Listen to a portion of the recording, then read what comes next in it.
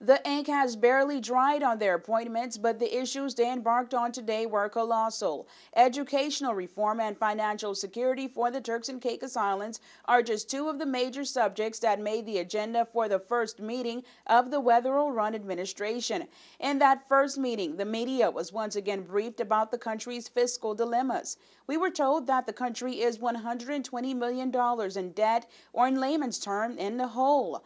Martin Stanley, chief executive and ex officio member of the Advisory Council, gave a record of the country's finances. Surprisingly, contrary to circulating reports and rumors that the country is completely broke, Stanley says the TCI has a sound economy. The finances of the TCI government, as you will hear, are essentially sound. We have inherited a certain number of really serious problems which essentially are going to cause cash flow problems. But we've got a sound plan to tackle those and to stabilise the TCI government's finances.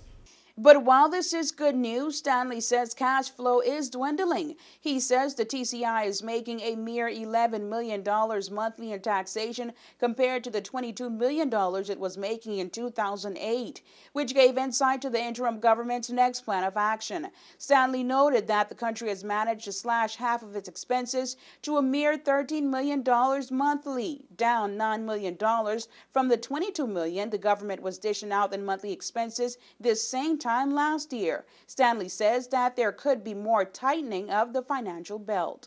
The government has to find the cash to repay those monies.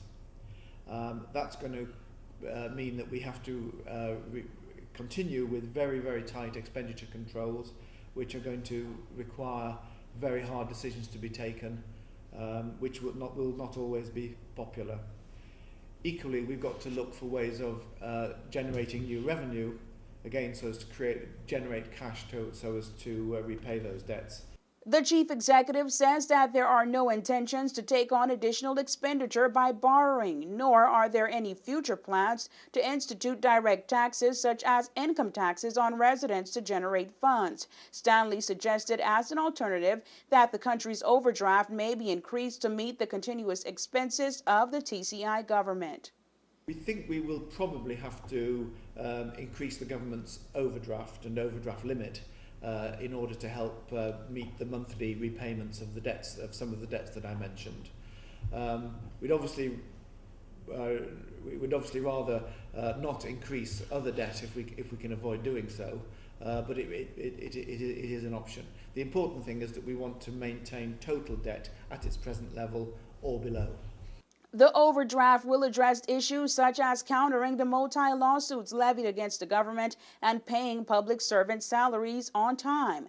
The ex officio member of the Advisory Council also revealed that a budget is in the works for the country and will be submitted to the Consultative Forum for consideration to meet its September deadline.